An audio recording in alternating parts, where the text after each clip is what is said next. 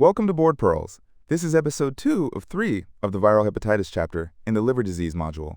This episode is hepatitis B and D, the serology that tells the phase, the nucleoside analog treatment by phase, the bundle that prevents vertical transmission, the screen and prophylaxis rule for reactivation, and hepatitis D with its new entry inhibitor. The prior episode treated acute hepatitis as a serologic pattern read off a panel. This episode steps inside hepatitis B, where the panel is not just diagnostic, it's a phase grid, and a phase determines the treatment, the pregnancy strategy, the reactivation rule, and the hepatitis D testing decision. Get the grid and the management falls out. Start with the markers, because they're the language. The surface antigen is the envelope protein made in vast excess during active infection, so it's the marker that says the patient is currently infected. The surface antibody is the neutralizing antibody, marking immunity from natural recovery or the vaccine. The core antibody only appears after natural infection, and since the vaccine contains surface antigen alone, the core antibody is what distinguishes the recovered patient from the vaccinated one, which matters under immunosuppression. The core antibody has two flavors. The IgM marks acute infection in most patients, and the total marks remote exposure, with the trap that the IgM can repositivate during a chronic flare, so an isolated positive IgM in a known chronic carrier isn't necessarily new acute infection. The E antigen is a secreted protein co-expressed during high replication infection, a marker of replication and infectivity, and the E antibody appears with seroconversion signaling lower replication, with the caveat that pre-core mutant strains replicate without producing the E antigen, which is the whole reason the E antigen negative active phase exists. And the viral DNA is the direct quantitative measure of viremia, the truth teller when serology gets ambiguous. Now the grid the boards exploit, reading surface antigen, core antibody, and surface antibody together. Negative across the board is uninfected and unvaccinated, so vaccinate. Surface antibody positive with core antibody negative is vaccine-induced immunity. Surface antibody positive with core antibody positive is resolved natural infection, immune in the everyday sense but still carrying the covalently closed circular DNA reservoir in hepatocyte nuclei, which is the management hinge for reactivation. Surface antigen positive with core antibody positive and surface antibody negative is active infection, acute if the IgM is positive, and chronic if the IgM is negative with the total positive. The pattern that gets the most board space is isolated core antibody positive with surface antigen and surface antibody negative, under which sit 4 explanations: a window period acute infection, a remote resolved infection with waned surface antibody, an occult chronic infection detectable only on DNA, or a false positive, so the workup is viral DNA, and a repeat panel with vaccination considered if it stays isolated and the DNA undetectable. The second grid is the phase of chronic infection, where mechanism predicts therapy, defined by 3 things against histology: E antigen status, viral DNA, and ALT, and the reason it earns memorization is that it maps directly onto whether you treat. The immune-tolerant phase is E antigen positive, DNA above 1 million, and a normal ALT with minimal histology, the young patient infected at birth whose immune system isn't yet attacking, replication without inflammation, and you don't treat. The E antigen positive immune active phase keeps the E antigen positive and DNA above 20,000, but now with an elevated ALT using the tighter staging upper limits of 35 in men and 25 in women with moderate to severe inflammation, so the immune system has engaged and this phase is treated. The inactive carrier phase is E antigen negative with E antibody positive, DNA below 2,000, and a normal ALT with benign histology, monitored every 3 to 6 months and not treated, with the trap that DNA up to 20,000 can occur in inactive carriers. So the inactive label is the combination of low DNA plus normal ALT plus benign histology, not DNA alone, and a single normal ALT doesn't lock it in because some patients oscillate. The E antigen negative immune active phase is the pre-core mutant story, E antigen negative, because the mutant can't make it, but DNA above 2,000 and ALT elevated or fluctuating with moderate to severe inflammation, the escape phase from inactivity, and it's treated. Both immune-active phases earn treatment because the natural history is progressive in both, somewhat faster in the E antigen-positive one. And resolved hepatitis B is surface antigen negative, core antibody positive, and DNA undetectable.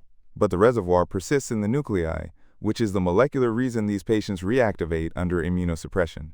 A few pitfalls travel with the grid. E-antigen seroconversion isn't cure because disease can persist as E-antigen negative active disease from pre-core mutants. The functional cure endpoint is surface antigen loss with undetectable DNA, rarely achieved on current oral drugs, and eradicating the nuclear reservoir isn't achievable with current agents, which is why treatment is generally indefinite. Now treatment, where the principle beats the threshold list. You treat patients with active disease in the immune active phases. You treat cirrhotic patients regardless of DNA and ALT. You treat in high transmission or high reactivation contexts, like immunosuppression in pregnancy, and you treat the small minority of acute cases that turn fulminant. The numerical thresholds inside the principle are DNA above 20,000 with elevated ALT for E-antigen positive active disease and DNA above 2,000 with elevated ALT for E-antigen negative active disease, with treatment also indicated when histology or elastography shows significant inflammation or fibrosis, regardless of DNA and ALT, compensated cirrhosis treated for any detectable DNA, and decompensated cirrhosis with surface antigen positivity treated regardless of anything, because an unsuppressed flare there is. The drug menu has narrowed to 3 agents, entecavir and the 2 tenofovir prodrugs, with interferon a niche option now because of side effects, a fixed duration, and its potential to precipitate decompensation in cirrhotics. Entecavir is given at 0.5 mg daily naive, with the 1 mg dose reserved for prior lamivudine exposure because of cross-resistance. Both tenofovir prodrugs deliver the active drug intracellularly, but alafenamide achieves higher intracellular concentrations with lower serum exposure, giving equivalent virologic suppression with smaller declines in kidney function and bone density, so the practical choice is mechanism-driven. Alafenamide is preferred in patients at risk for renal impairment or osteoporosis, while the disoproxil form is the preferred tenofovir in pregnancy because its safety and efficacy data are more robust, which is the pregnancy carve-out. Duration is essentially indefinite, with the acceptable stopping points being confirmed surface antigen seroconversion, which is functional cure in rare, or sustained E-antigen seroconversion, with prolonged DNA suppression in carefully selected non-cirrhotic patients, while cirrhotic and post-transplant patients continue indefinitely. Now the highest yield pearl in the chapter, reactivation under immunosuppression, whose mechanism predicts the entire prophylaxis rule. The nuclear reservoir persists even in apparently recovered patients, surface antigen negative and core antibody positive, so when immune control is lost, the DNA rises abruptly, the ALT rises, and clinical hepatitis follows once the immune system reconstitutes, running from subclinical to fulminant failure with high mortality in severe cases, despite rescue therapy, which is exactly why the standard of care is preemptive prophylaxis rather than rescue. Risk stratification combines serology with the intensity of immunosuppression, splitting patients into surface antigen positive, the higher risk, and surface antigen negative, core antibody positive, a lower but real risk. The drugs that define the high-risk group are anti-CD20 antibodies like rituximab and stem cell transplant conditioning, because B-cell depletion produces reactivation rates in the resolved infection group approaching those of the surface antigen positive group, with other high-risk settings being moderate to high-dose steroids, meaning above 10 mg of prednisone daily for more than 4 weeks, anthracycline chemotherapy, and JAK inhibitors in surface antigen-positive patients, while TNF inhibitors and other biologics carry moderate risk. The prophylaxis rule follows the risk. All surface antigen-positive patients on any meaningful immunosuppression get entecavir or tenofovir, ideally started a week before or with the immunosuppression, continued for 6 months after standard therapy, and for a year to 18 months after B-cell depleting therapy or transplant. Surface antigen-negative core antibody-positive patients on anti-CD20 therapy or transplant also get prophylaxis because their risk approaches the surface antigen-positive group, and though the data behind this come from lymphoma cohorts, where preemptive antiviral therapy sharply reduced reactivation, jaundice, severe flares, and death versus on-demand treatment, and the canonical stem is a lymphoma patient about to start rituximab, who is surface antigen negative, core antibody positive, surface antibody positive with undetectable DNA, where the answer is start prophylaxis, not monitor. Now pregnancy, where the mechanism explains the management. Perinatal infection produces the highest chronicity of any age window, with about 90% of neonates infected at birth becoming chronic carriers versus a small fraction of infected adults, through direct exposure to maternal blood at delivery with a smaller transplacental fraction, and the transmission risk tracks maternal DNA, so below 200,000. Passive plus active immunoprophylaxis of the newborn is highly effective, while above 200,000, immunoprophylaxis alone fails in a meaningful fraction, which is the rationale for adding maternal antiviral therapy in the third trimester. The standard of care has 3 pillars. First, every pregnant woman is screened for surface antigen at the first visit, and positive women have DNA quantified, ALT measured, and a baseline fibrosis and cancer risk assessment.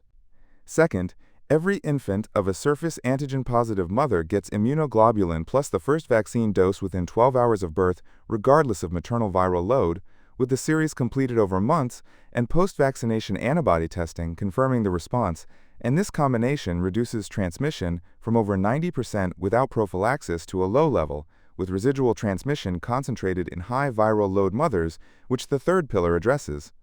Third, mothers with DNA above 200,000 get tenofovir disoproxil started at 28 to 32 weeks, earlier in very high baseline mothers, to let the DNA fall by delivery, with lamivudine and telbivudine no longer used for resistance in alafenamide, not yet recommended in pregnancy, and a mother on a non-disoproxil antiviral who becomes pregnant is switched to disoproxil if continuing. Past delivery, the antiviral can be stopped at delivery or a few weeks postpartum in mothers who otherwise lack a treatment indication, but a postpartum flare occurs in a notable fraction within the first few months, so mothers get ALT and DNA monitoring for 6 months after stopping, and mothers with advanced fibrosis shouldn't stop because the decompensation risk is too high. And a few practical items. Cesarean delivery hasn't been shown to reduce transmission and isn't indicated for hepatitis B alone. Amniocentesis is avoided when possible, and breastfeeding isn't contraindicated when the infant has received immunoglobulin and vaccine, even with cracked nipples, because the immunoprophylaxis is the dominant protection. Now hepatitis D, the defective virus that depends on hepatitis B for its envelope, a negative-stranded RNA virus that requires the hepatitis B surface antigen to package itself, so there's no hepatitis D without hepatitis B, and the scenario is split by whether the infections arrive together or sequentially. Coinfection is simultaneous exposure with a biphasic illness, an initial transaminase peak from hepatitis B, and a second peak as hepatitis D replicates, a high acute failure risk during the second peak, and serology showing the D antibody, dRNA, and the hepatitis B core IgM together, meaning acute B alongside acute D, with most co-infected patients clearing both if they survive the acute illness. Superinfection is hepatitis D infecting a patient who already has chronic hepatitis B, looking like an acute flare in a known carrier, where chronicity is the rule, over 90%, and progression to cirrhosis is faster, with serology showing the D antibody and dRNA, but the core antibody total positive without IgM, because the underlying B is chronic, and that distinction is how the boards make you tell co-infection from superinfection. The biology explains the recognition cue. Hepatitis D uses surface antigen already in circulation, so it doesn't need active hepatitis B replication, and DNA can be low or suppressed, while hepatitis D still drives a major ALT flare, which is why an ALT flare with low DNA in a known chronic hepatitis B patient is the trigger to test for hepatitis viruses, with more cirrhosis, sooner decompensation, and higher cancer risk, which is why cancer surveillance in D-positive patients begins regardless of fibrosis. The screening recommendation depends on the guideline body, one recommending universal testing of all surface antigen-positive patients at least once, and another risk-based testing, with the algorithm being the D antibody first, then dRNA to confirm active infection, and antibody-positive RNA-negative patients not actively infected and not needing treatment. Treatment has been historically poor, with interferon the historic option achieving sustained suppression in a minority and relapse the rule after stopping. So many centers extend it long-term. The new agent that changed the equation is bulevirtide, and the mechanism is the high-yield point. It's a synthetic lipopeptide mimicking the part of the surface antigen that binds the sodium taurocholate co-transporting polypeptide, the entry receptor both hepatitis B and D use to get into hepatocytes. So bulevirtide occupies that receptor and blocks entry, the first entry inhibitor for this disease. It's given subcutaneously, with monotherapy helping about half of patients, a higher dose more, and combination with interferon, achieving the best response the disease has seen, though sustained response after stopping is uncommon. So treatment is generally continued indefinitely, and it's approved in Europe and parts of Asia, but not yet in the US. so the exam reaches for the mechanism, which is why owning the entry inhibitor concept is the move. So pull it together. Hepatitis B is read off two grids. The serologic grid of surface antigen, core antibody, and surface antibody tells you whether the patient is uninfected, vaccinated, recovered, actively infected, or sitting on an isolated core antibody needing DNA to sort out, and the phase grid of E antigen, DNA, and ALT tells you whether to treat. Treatment is entecavir or a tenofovir prodrug, indefinitely in almost all cases, with alafenamide preferred for renal and bone protection and disoproxil in pregnancy. Pregnancy is a three-pillar bundle: universal surface antigen screening, infant immunoglobulin plus vaccine within 12 hours regardless of viral load, and maternal tenofovir disoproxil from 28 to 32 weeks when DNA is above 200,000.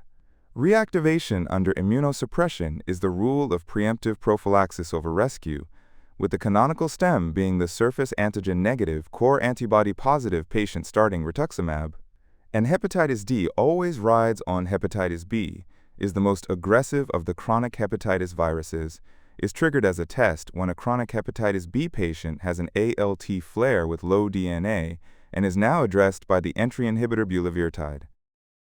The next episode is hepatitis C, where the disease has become curable and the boards test the workflow of cure, the reflex antibody, then RNA diagnostic algorithm, the pangenotypic direct-acting antiviral regimens, and the salvage regimen, special populations including decompensated cirrhosis, where protease inhibitors are forbidden, and the post-cure cancer surveillance question, where cure reduces but doesn't eliminate the risk. For the full chapter, the practice vignettes, and the topic-tagged question bank, head to boardpearls.com.